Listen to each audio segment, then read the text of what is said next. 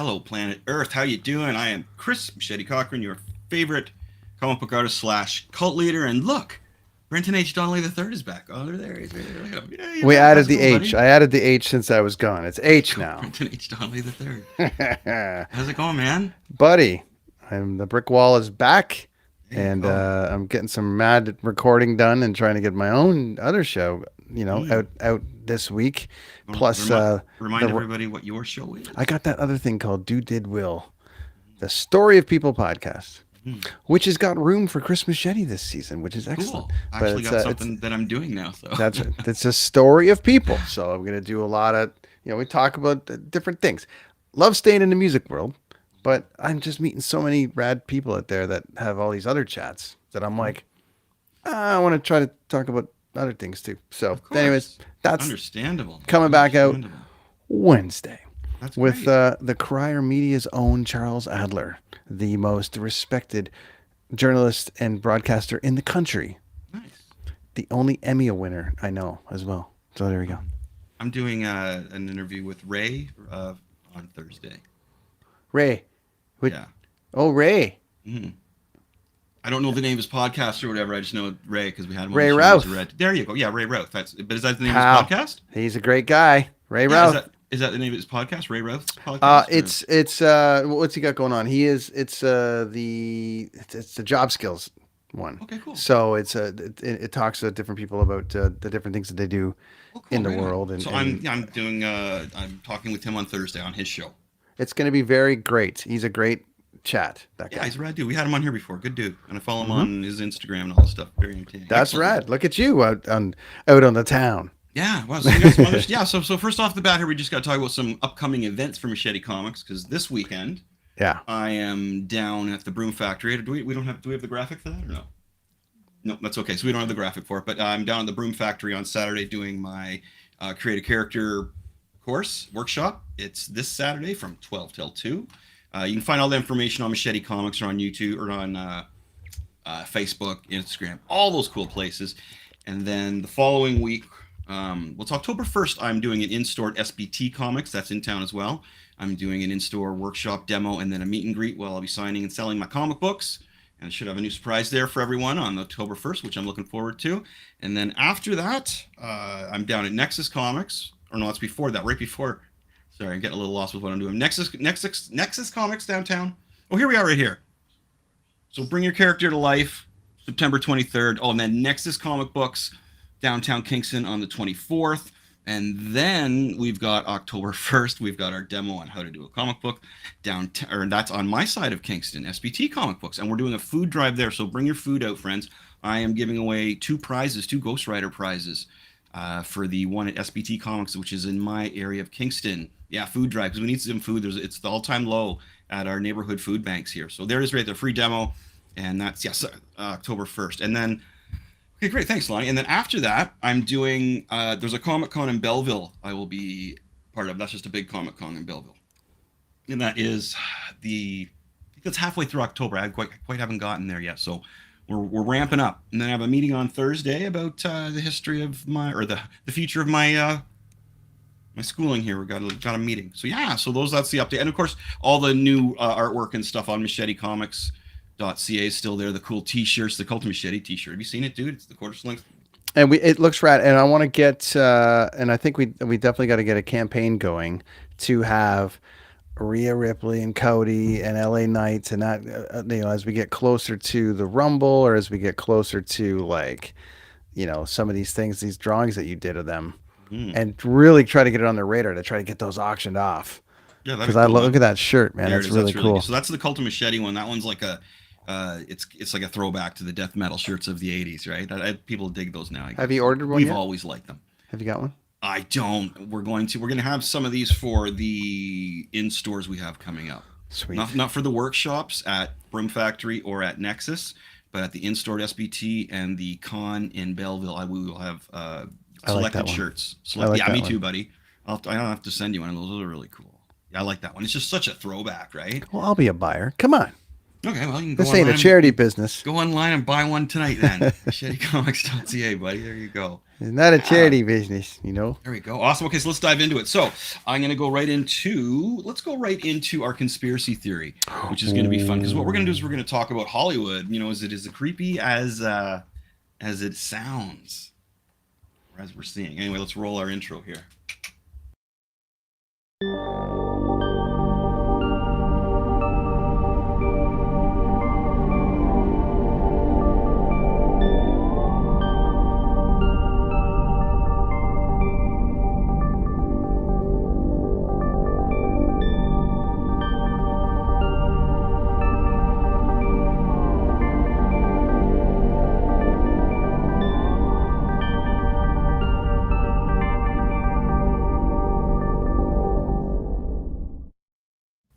How can you not wave back to the aliens? Always Everybody fun out there's watching is seeing those guys. Aliens, my friends. Hey, before you start, just I got the rankings today.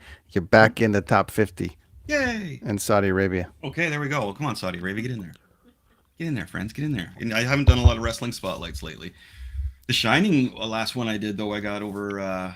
they go hot right off the beginning, right? I got 500 views in the first 2 days or whatever, and that leveled off at 5.5. But that's good.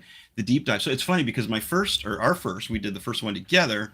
Yeah. Was the deep dive on Eyes Wide Shut movie, and it is at a respectful 600 right now. And now I did the Shining deep dive, and it's at a respectful 5.5, which is respectful in our line of work here, right? So anyway, what we're gonna do here in our conspiracy theories is HollyWood. And we're going to talk about some. What I did is I know a whole bunch of them, right?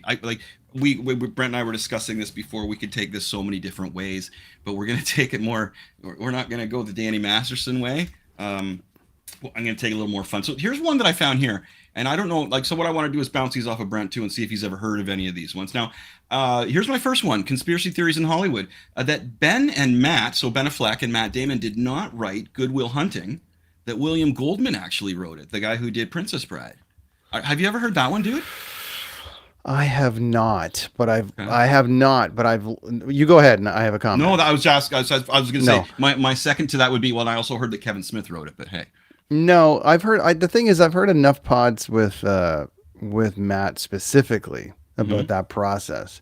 Mm-hmm. And I there might've been some help. He might've script doctored it or something, but I honestly believe that they wrote it. He tried to get the part of Edward Norton in Primal Fear, which everyone in the world was trying to get. That's the I don't know if you've seen that movie, but and he does the switch at the end where it's all schizophrenia. That was apparently a dream role for everybody of that age, and he got it. Okay. When he got it and Damon didn't get it, he said, I'm only going to be able to star in movies that I write. Okay. So him and Ben went to work and wrote it. So William might have doctored it, which is very possible. But I'm a believer that the two of them wrote it. Okay. So there you go. So there's one there. Do you want to throw one in, or do you want me to just keep going through these? No, keep going. These are great. Okay, so here's another one here. And now this is kind of a Hollywood / Scientology, because the people that I'm talking about from Hollywood are in Scientology, and I don't think you can really separate that anymore these days, right? So Hollywood's matchmaking. Are they matchmaking? Are they putting people together like Katie Holmes and Tom Cruise? And furthermore to that, Justin Bieber and Haley, what's her last name there? Baldwin, yeah, because there's footage of Daddy Baldwin pushing her on Justin there, right? There's so much stuff of Justin coming up, which is pretty wild. So how about Hollywood Scientology setting these people up? I think if you look at Leah Remini, who left it, and what she's been talking about, and just the whole insanity behind it, I don't think I wouldn't put it past anybody to set these things up. However, it failed miserably in her case because she left, and it failed miserably with Katie Holmes because she left. I know you don't want to bring up Masterson, but just don't want to go into details about. But I mean, he certainly used that church as a means to cover up, and then they ran as fast and far as they could once he got nailed, man. So it's a very interesting thing. Travolta, Cruise and Travolta seem completely untouchable out of that group. And we all love Cruise, and we'll go see Travolta. And so I think it's kind of like, it's that thing over there, but we're still going to watch them. Not everybody gets that pass. Right. Like no one's watching Gary Busey movies anymore. That guy's, you know. Do what you I think mean? Hollywood sets people up? I too? think Hollywood sets there's people. times I think too, Hollywood sets people up. Yeah. Kardashian and Kanye there seemed like it was kind of set up at first too. I don't know.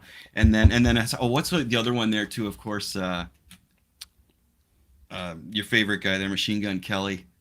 And Megan Fox. That seemed pretty hokey. And that seemed more something like Megan Fox was kind of conducting to me than anybody else. But who knows? But so do you think that Scientology hooked people up?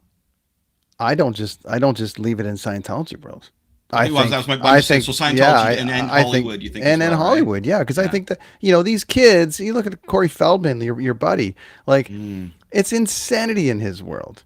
And he's getting divorced again, and all the rest of it. And the bit about you look at Randy Quaid, how insane he went, and he's hiding up here in Vancouver, like to get away because the Hollywood people that control everything are gonna kill him because part of his thing was that he didn't go out with somebody that they wanted him to. There's a whole bit there. I do believe it, but I think these kids, there's so many good ones too, like Bateman, that came through the system that is relatively normal, it looks like, and wasn't, and he's Blossom made it through. I forget what her Mia Bialik.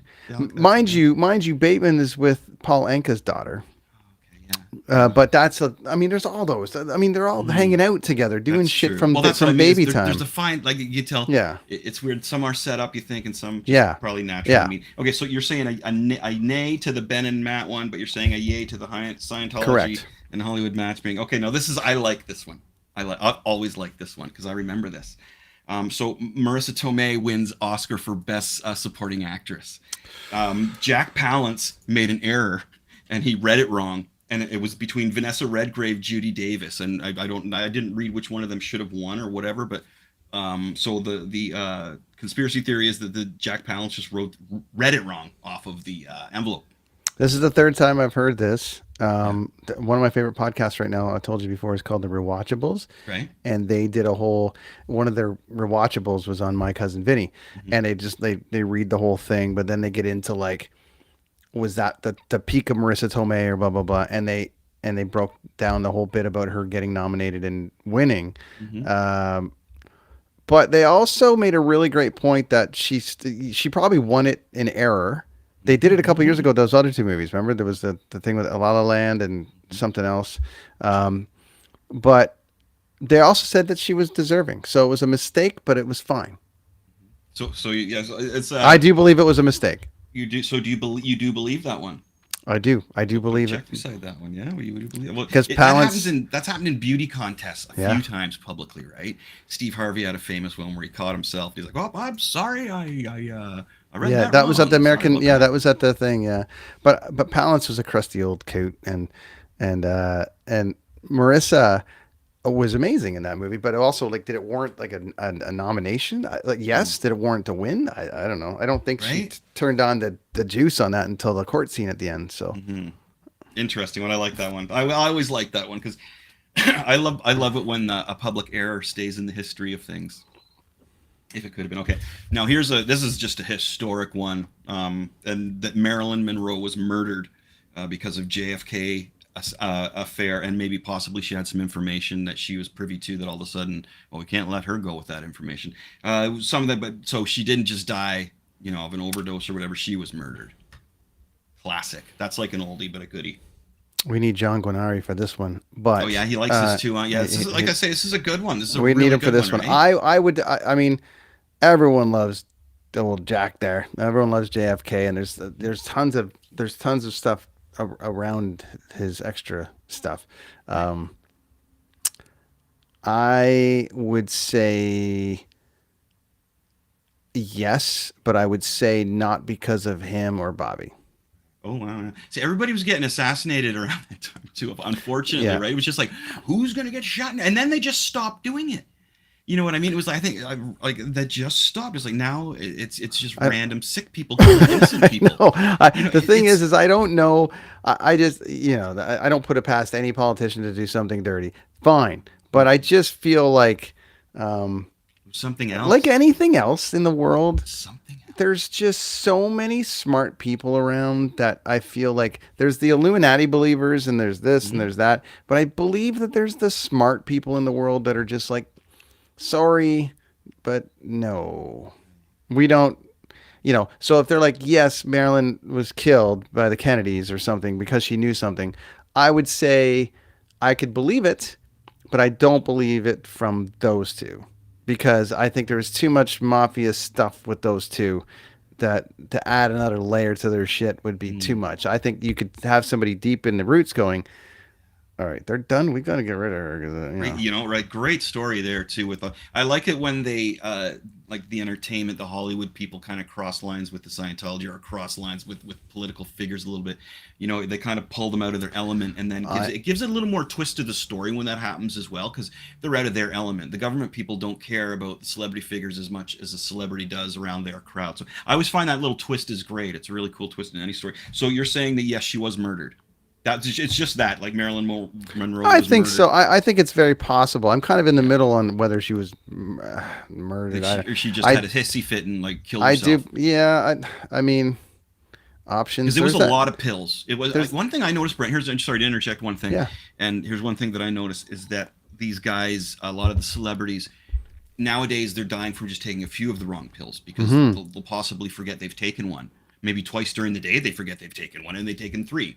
Like that happens. Heath Ledger, Philip Seymour Hoffman. That happens. But when you take see back in the day, right? When you take a whole bottle, you're not mistaking it. And that's what they would do back in the day. I remember seeing that you see photos, there'd be a bottle of pills there, right? Or they look at the Wolf of Wall Street. When was the last time you watched the Wolf of Wall Street? Lonnie just watched it the other day, a few weeks ago. And then with the Quaaludes and shit.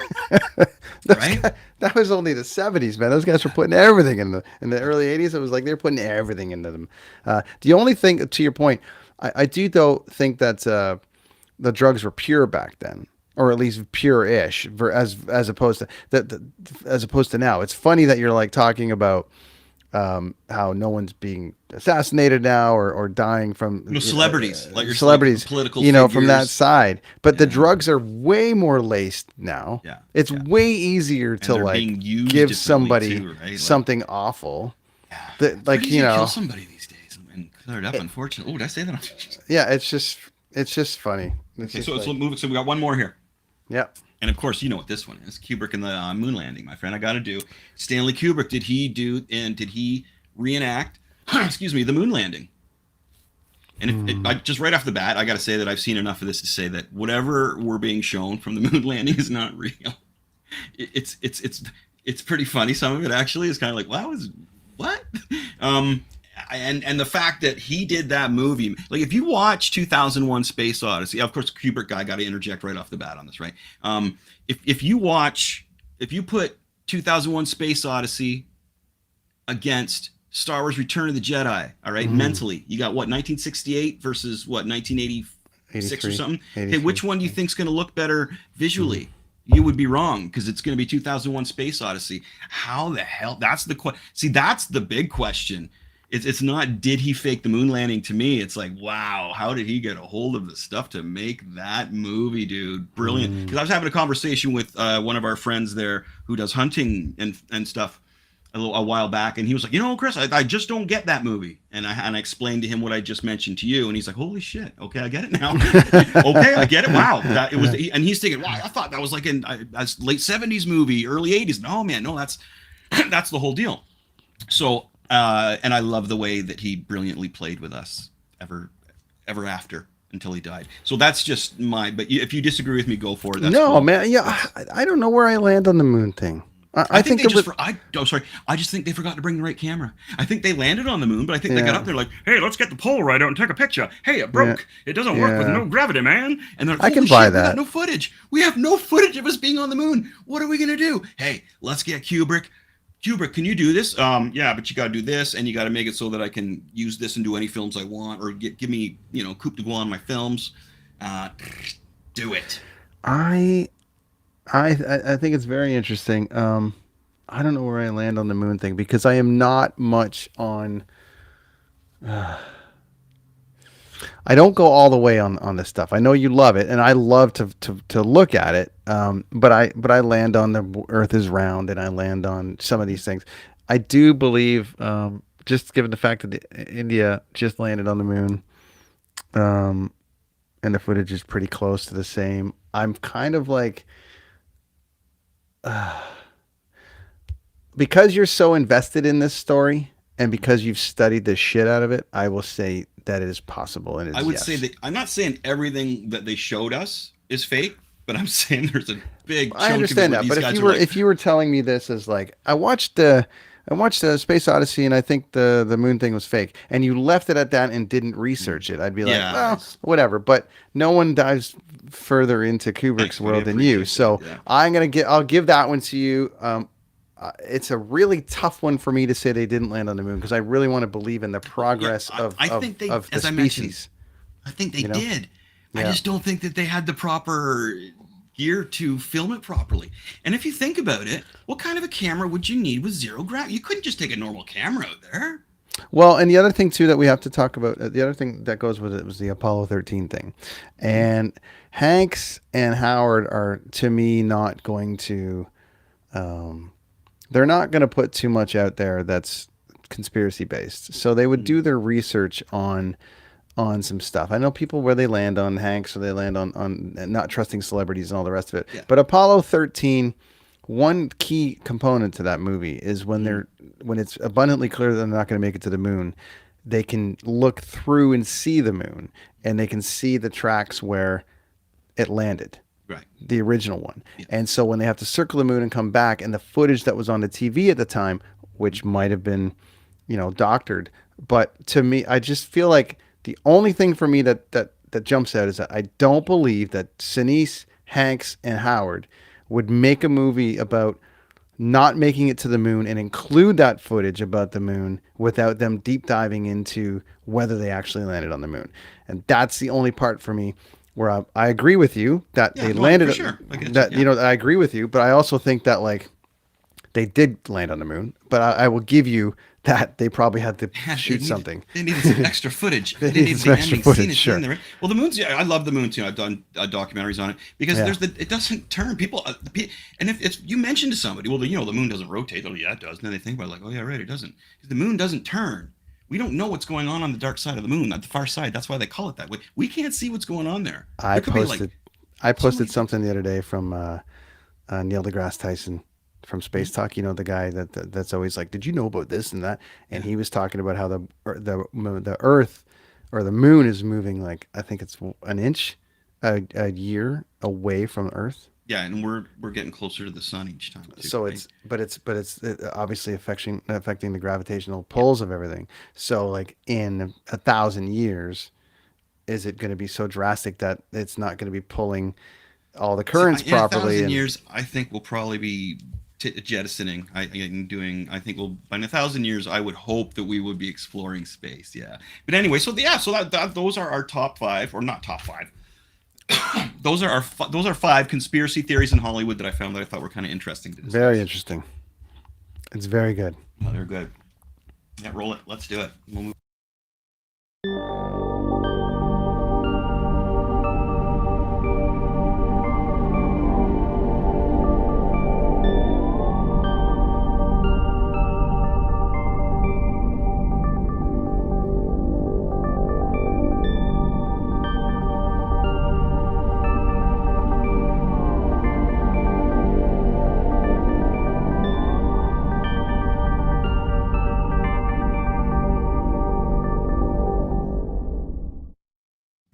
Hey, it's time for the comic book of the week. All right. And there it is. This is Marvel Universe #1. This is from 1982.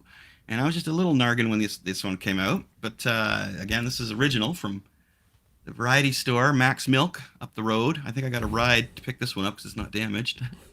But these were great because what this was all this. So this issue was #1, and it was A. So it was from Abomination, the character, to Avengers Quinjet. And what it did, it has the characters in there, and it just told you all about Oh them. yeah. Look at that.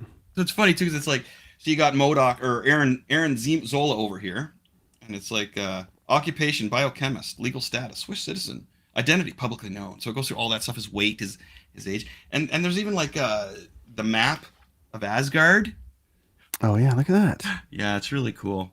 So there was 12 of these that initially came out, and they were alphabetical. And I thought they were the coolest thing. There's like all the Avengers that were in the team up to that point by John Byrne, which was really what a cool. great looking comic. Yeah, it was really good. And it had the whole fold over on the back cover, so it was really decent.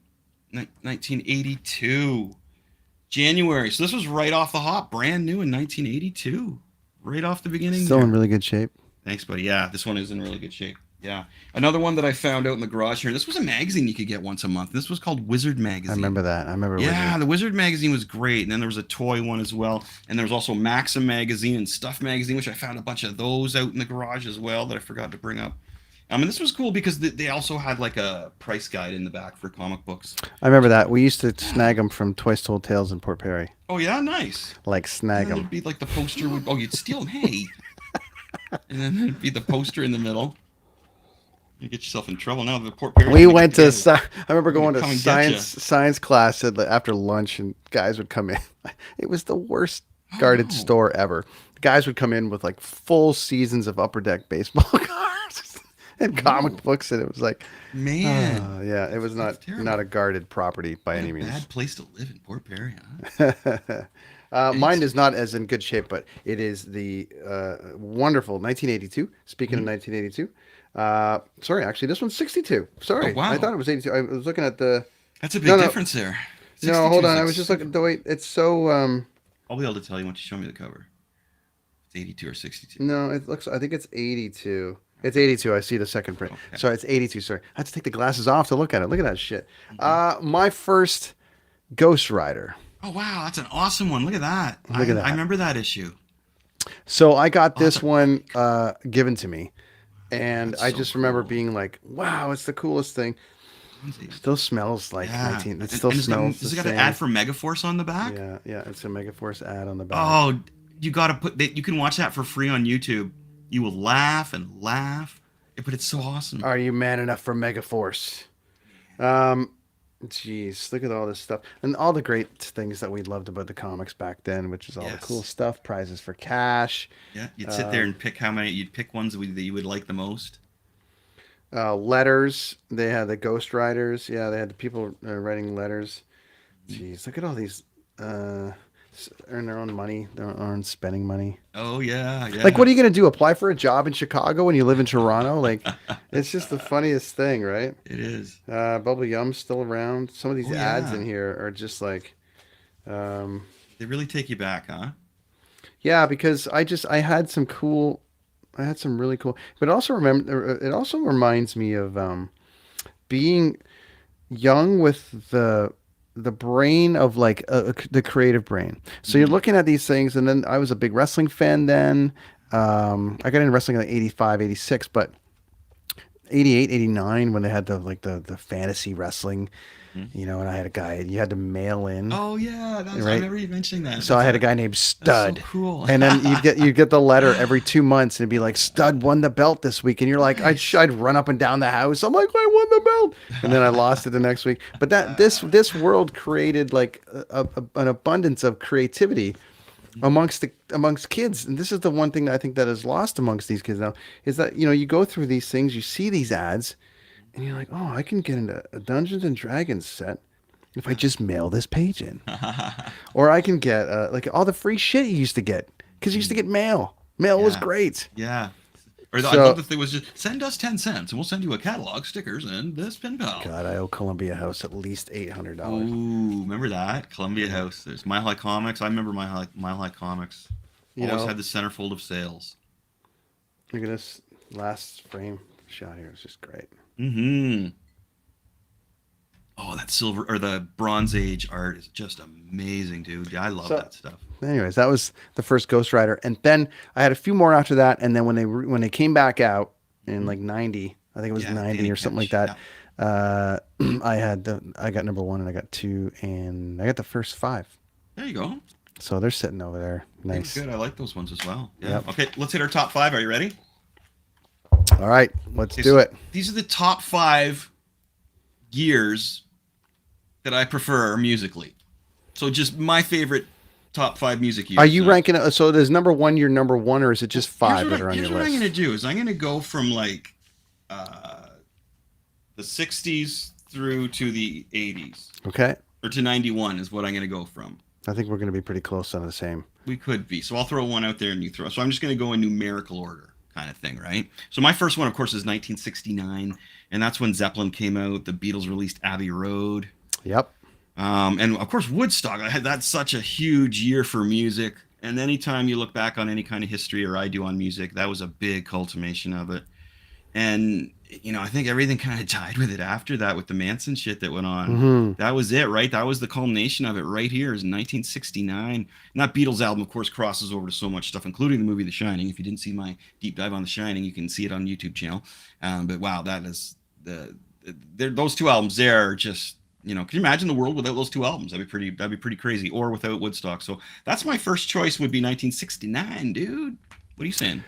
All right. I am spending a lot of time in the 80s and the 90s. Mm-hmm. That's okay. You do you. I think I got to go 1994. Mm-hmm. There's a lot tied to that year. Mm-hmm. It's the beginning of Machete. Mm-hmm. Green Day's come out, The Offspring come out. A lot of things was coming out of your house at that point. Mm-hmm. But it was also the end. It was also sort of the uber end of hair metal ish. Like it kind of, that was the end. Like, I mean, they got a few years out of 92 to 93, but it really went away. And I just remember like when we started the band, and I've told this story before, but I wanted to do like some Tesla covers and shit like that. And you're like, no, we're going to be an original band. But that was a byproduct of coming out of that hair time, and then me holding on to some of these great records that came out in 94, which was like, all right, Tesla are still trying, and they put a great record out. Warrant put a killer record out. Skid Row put an amazing record out at the end of 93. Like, I'm just saying, all these bands that I was holding on to, Anthrax, all these bands that were like 94 kind of like wiped out that era, but it also introduced us to Green Day. You had Green Day earlier, but the rest of us got Green Day in 94 with Dookie. You've got Pearl Jam's second or third record is out. You've got Holes kind of there. You got Soundgarden, Super Unknown.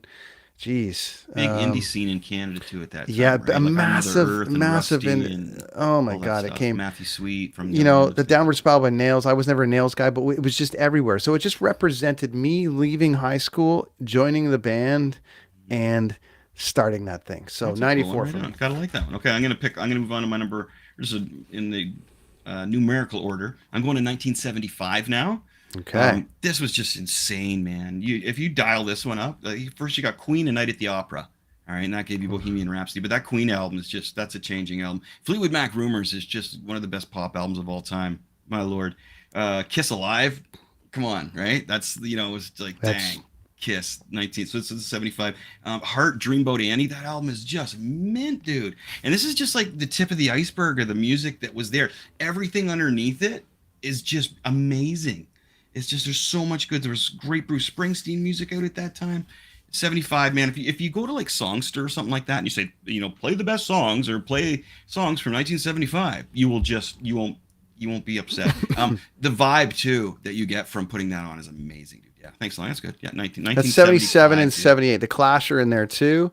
Sex Pistols are like at the end of 77 into 78, so that's a good one, man. Well, 75 is what I picked. Or 75. I'm saying, but they've got yeah. So you've got 73.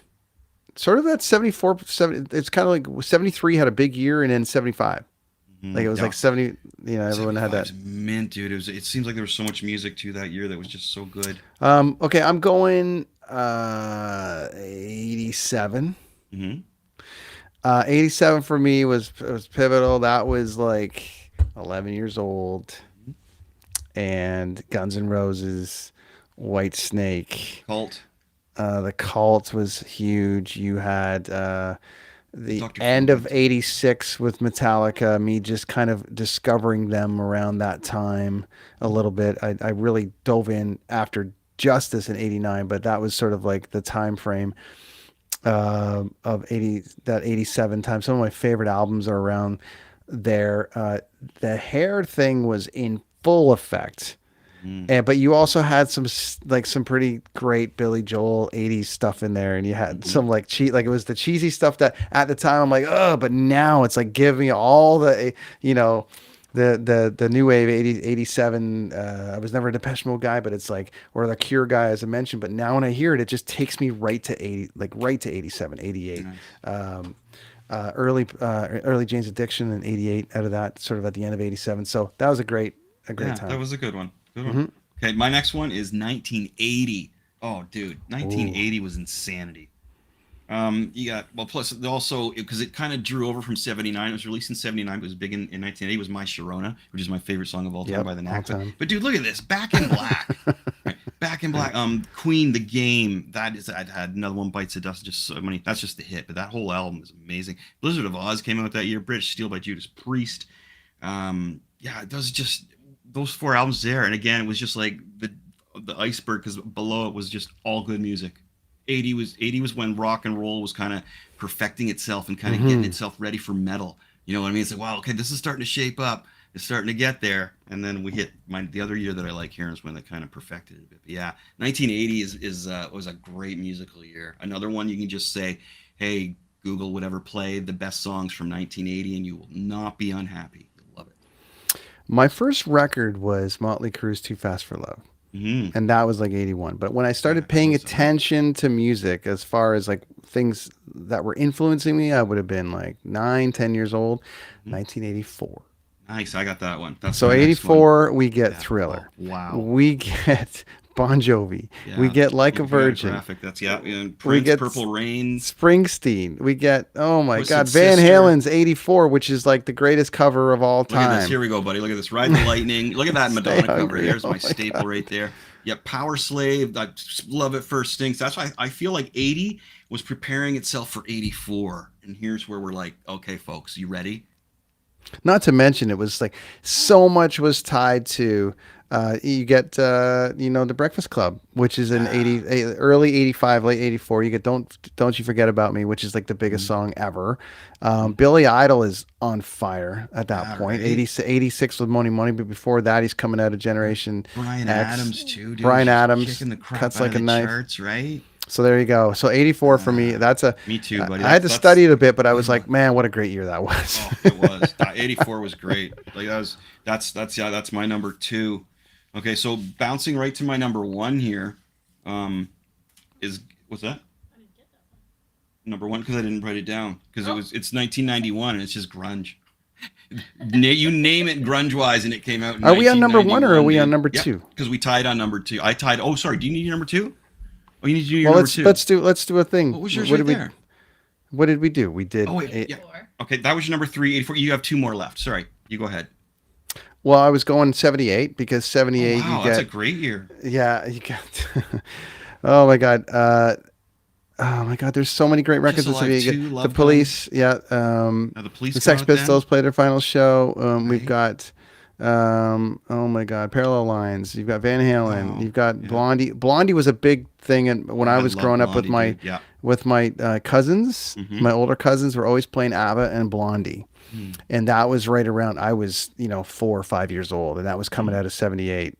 So that was great. Chic. That's funny. Chic. So we had Chic on a couple of festivals this summer. And they write all of it. Yeah. So it was just funny, like they're around. But that's amazing. That was a great year. 78 is another one. I there's a lot. But I tie with you on 91. So 91, that's number 1. Yeah, it's the year that grunge broke because it's like Pearl Jam's there, Soundgarden's there. 1984 one. Oh, I forgot. So Rat in 1990. We're past 94. But yeah. So it was just all grunge came in. You can't. It's hard to just pick one band because it was the whole movement.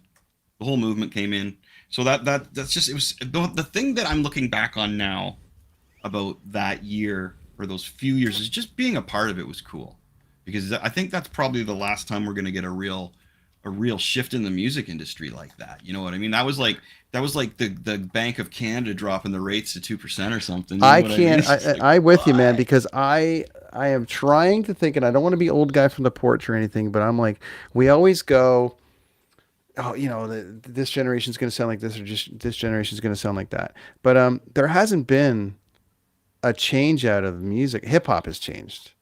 Hip hop's just mumble music. That's all that is. And people would say that that's, regardless of how shit it is, people will say that's a new style of hip hop. So whatever, that part has changed. Rock, no, metal has stayed the same, but it's got a little bit more progressive. Straight rock, you kind of had the indie thing a little bit with the Killers and the Strokes, and that was a byproduct of the grunge thing. But grunge changed the fashion and everything, though, right? I know. All of a sudden, people were dressing like Canadians, and the only thing that's really getting shit, the only thing that's really getting, which I think the shift in the music has happened now, is that the music is now so commercially pop that it's hard to do, like when they're giving out a rock award and you've got the Foos up against like AJR, Imagine Dragons. Up, like the lines are crossed. I'm just saying the lines are crossed. It used to be in 1991. The top metal band was Metallica, Guns N' Roses, Skid Row, and Poison or something. And in maybe the top thrash bands were Slayer, Megadeth. But it was very defined. Now rock is just like, if it has an inkling of guitar, it gets nominated. But it's not necessarily the case. And I don't see what could possibly come in now and do the big stroke guitar and be like, that's something I've never heard before. It changed everything. And to be a part of that was pretty cool. Because I was one of the guys had the long hair and everything. And I heard this and it was just like, whoa, this is new. This is actually new. It was an attitude. It was an approach. It was a sound. It was the way you dressed. So yeah, that's a cool one. So we both agreed on that. That's good. Chris, if you listen to like, I was thinking of like, I was listening to Jane's Addiction a little while ago because I was driving and I'm like, that 1991 I Mother Earth record or 94 I Mother Earth record sounds like Jane's Addiction, but it was also the first record he produced after Guns N' Roses. So I'm like, then you got that influence of Jane's. So then I started diving into Jane's and going back as far as 88, and nothing sounded like them. Yeah. But who did they get to tour with?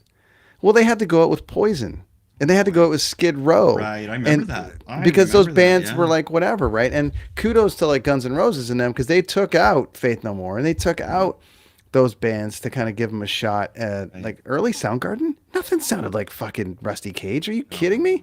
Craziness. Even the metal guys were like, what the fuck is this? Scream, holy shit. And the riff was really good. And the cool thing is that it was, it was a guitar, bass, drums, and a singer. You could, it was pretty simple. There wasn't like a million effects on the guitar. And, kind of what they're doing with vocals today is anybody can be a vocalist. You can just trim it up. But anyway, so that was a good list, huh? I like that one. Top 5. Best musical years. Whew, and that's like that's a tough one to do. That's why we could have 5 other people on this panel that would have, I think top musical years. There's 2 different categories there. There's like factual, like what are the biggest records ever, and then our personal connection, biggest impacts. And I did personal connection on. I always like to do personal connection because I find that if it's not a personal connection, then who gives? I don't really give a shit, right? You know what I mean? I just think about that time. Like I remember hearing. Remember when Q107 used to play the Sunday night concerts? Oh shit, yeah. I miss even just what was it Sunday? What was the Psychedelic Sundays, man? Yeah. I used to love that back in the day, cranking it in the backyard and cutting the grass and fixing things up. Good times. So we got to end off with some wrestling here. So I haven't been able to talk to you about wrestling and CM Punk. So what we're going to talk about is what is the deal with CM Punk? The guy, I personally think, because he's straight edge, he's totally straight edge, right? I don't know how you could live your life being straight edge. That's just me. I would kill somebody if I couldn't just relieve the stress with a nice double du jour or a couple beer, man. I would probably kill somebody. I haven't. I don't think I will. But in the past, I'm just saying. And so it just seems like he snaps. When the first 5 minutes when you wake up in the morning, I think he's like that 24 hours a day. When you first wake up and you do not make the right decision, so I better just relax here, and you want to tell somebody off from 5 years ago for some reason. I don't know. You're just waking up. You're clearing your head. I think he's like that all the time. And I think if he would just smoke a nice mellow dude du jour. Doesn't even need the alcohol. Just it's very interesting holy this cow. subject with this guy Hell, because man.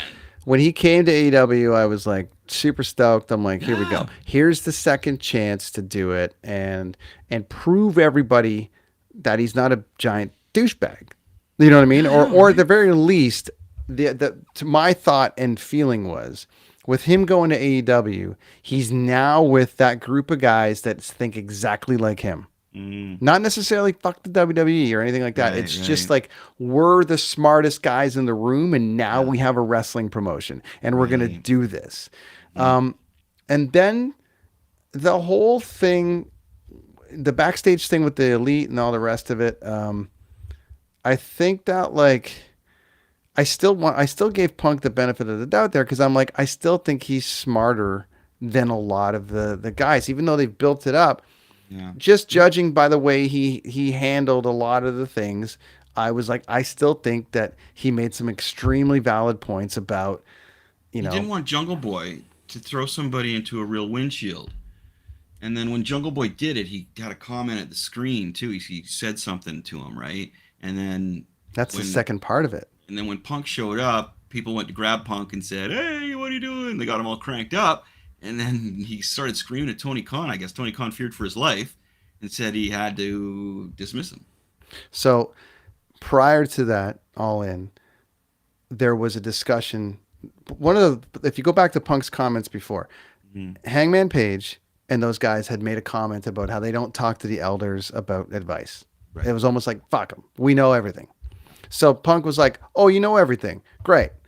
Well, then what happened was, I guess a little while ago, when he ended up coming back, Jack Perry, like Jungle Boy, was like wanted to use like a real piece of glass on somebody. He wanted to hit him with a car. He wanted to But throw no, somebody into a this was the windshield, second right? part. That was the Oh, second part. Jesus. This happened. This is why this happened.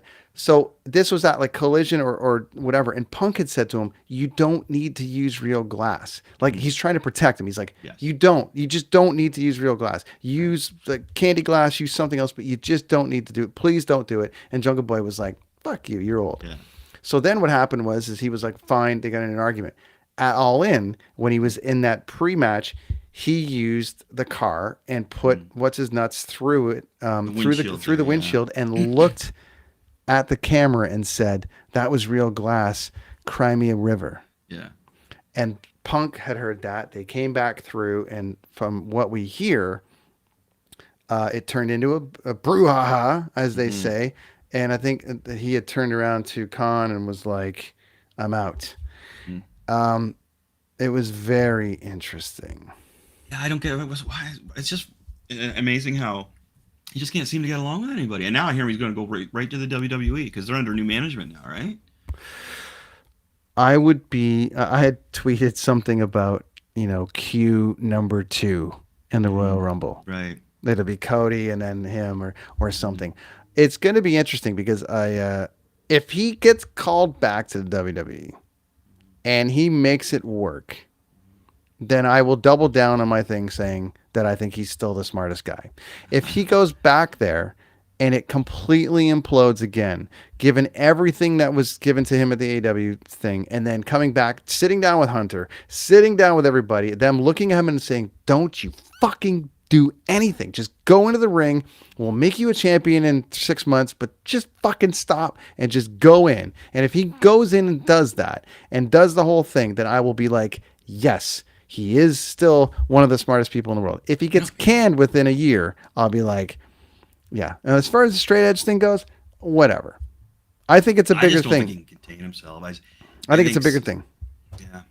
But we know people that know him, and I would love to get their take on it, but I have a feeling that we won't ever. I think he needs to hang with Rob Van Dam a little bit, man. Get a little chill. It's very interesting. I know I need a little chill, man. But I just say, like, especially like if you're running fast like that, like he seems to, I'm feeling like I can relate to his spazzy anger a little bit, and it just seems like he doesn't have. Well, how can he keep pissing people off everywhere he goes? It doesn't, it Here's doesn't the make thing. sense. Here's the thing. I think that the smartest guy in the room syndrome is a bitch. Now Moxley would be considered one of the smartest guys in the room. Danielson would be one of the smartest guys in the room. So whatever all those guys are doing, everybody should be doing. Right? Like I think whatever Moxley, like if Moxley comes up to Punk, it's like, dude, come on. And Punk's like, fuck you. Then yes, I understand that. But I really think when it comes to mental health and we talk about these things, feeling like you're the smartest guy in the room could also be the biggest detriment to your health, right? If you have that going on your noggin, maybe you just need to chill a bit. Like I'm just like, you got to mentally just take a step back. There's a great story about I read in Jericho's book. Him and Edge and Punk were in a fight somewhere, and they were in a match, and it was a tag match, and I think it was the night that Team Canada was playing the U.S. in hockey. And Punk is a big hockey fan, but he wanted to go over the match. And they were like, we don't need to go over the match. It's the four of us. Let's just go out and call it.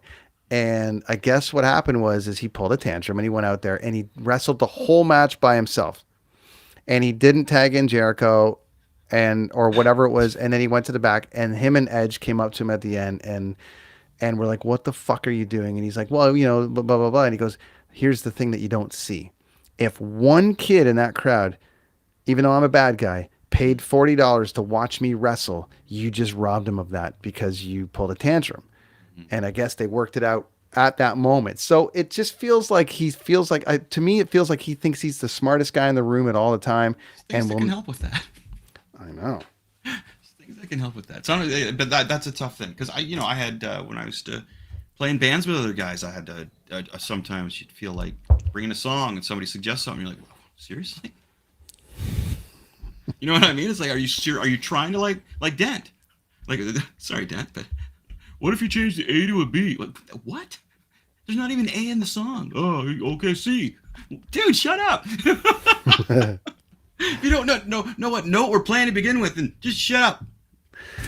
I think it's tough. That I don't even. I mean, I used to dream about working for the WWE when I was. Well, we all did. When I was like in grade 8, it's in my yearbook of like dream was to work for the WWE. I'd still like to be a manager in a wrestling organization. I think that'd be fantastic. But yeah, so Raw's on tonight. So it's you can always back it up a bit and watch from. I have a hard time watching Raw because of the commercials. There's so many of them. It's like a 3-hour show with an hour's worth of commercials. Really brings me down, which is tough. But we're gonna go watch Raw now because we're running out of time here. But that was good episode. Good to have you back, my friend. Are you here next week as well?